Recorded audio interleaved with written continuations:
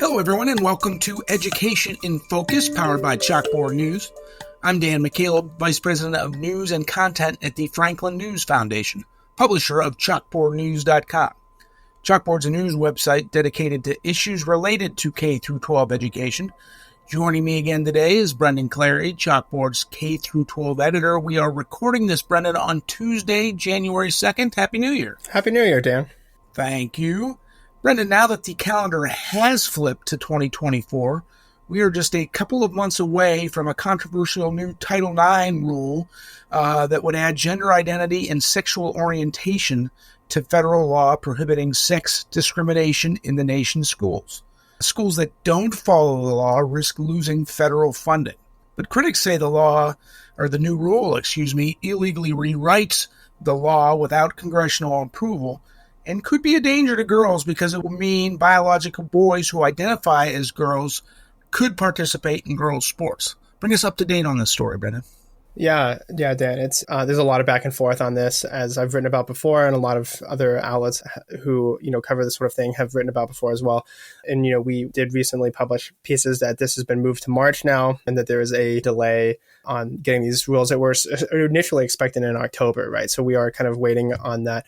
But yeah, so Title IX, at its core is a civil rights statute, and it says that there needs to be equal opportunity for men and women in academic settings with that federal funding. So federal money that goes to these institutions, public schools, colleges, universities that take federal money, they have to provide equal opportunity to men and women. And at the time when it was written in the 1970s, there were, as far as I understand it, there were some institutions that did not actually allow women to be in them, like med school or different law schools. So that was kind of the intent there, right?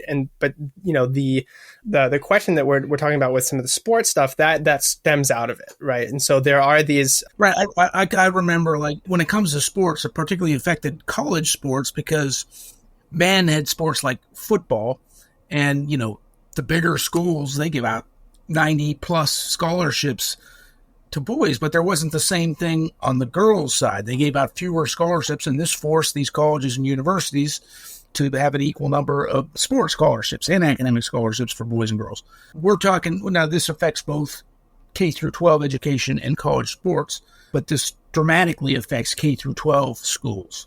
Yes, absolutely. So, that was how critics of the proposed changes, they say that, the law was instated for that reason, right? To provide equal opportunities to men and women in these institutions.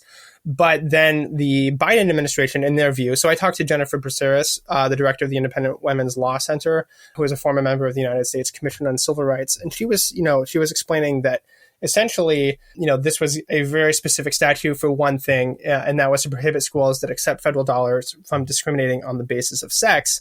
But she said, essentially the Biden administration's, what she calls like a rewrite, essentially, is that this would expand it in covering, it would reverse the presumption that schools can offer separate sports teams for males and females, she said. And so under the proposed rule, then women's sports aren't just for women anymore. They're for anyone who identifies as a woman, unless a particular school can demonstrate that keeping a particular team female meets these important educational objectives that are laid out in the rule. So basically, it expands the rule into something that, maybe was not originally intended for. So that's sort of the concern there in terms of the rewriting of it. And it would have that aspect. So it is the specific Title IX rule, but that applies to all facets of academia, right, including sports.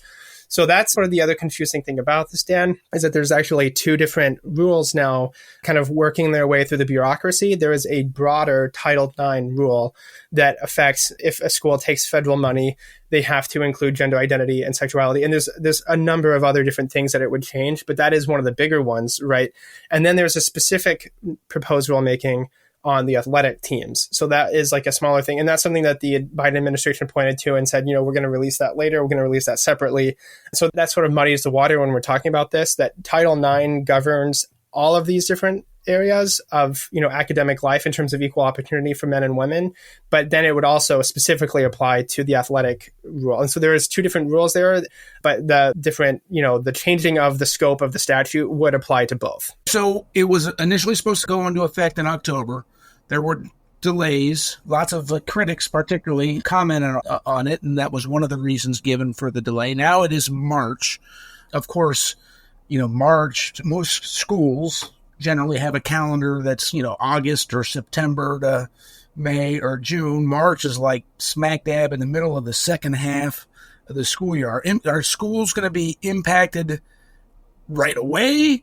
I mean, I don't know. Tell our listeners what you. Well, for Perseris, when she was talking to me, Jennifer Perseris there from the Independent Women's Law Center, she basically said right now the Biden administration doesn't really have a reason to move on this more quickly, because as soon as they do finalize it, it can be challenged in court. So right now, they expect that, I assume. Yeah, I think everybody kind of expects that. That's, I think that's a logical reason why people would comment on it in the first place, so that they can sort of list out like your legal arguments against this, and then we had a number of Republican governors and state superintendents weighing in and saying that this is unfair, or this rewrites the law, and, the Department of Education doesn't actually have the authority to do this without the approval of Congress. So there are these legal arguments that are being built into these comments, and the Department of Education has to respond to those in turn and go through those. So that is another challenge, that there were hundreds of thousands of comments on these rules, right?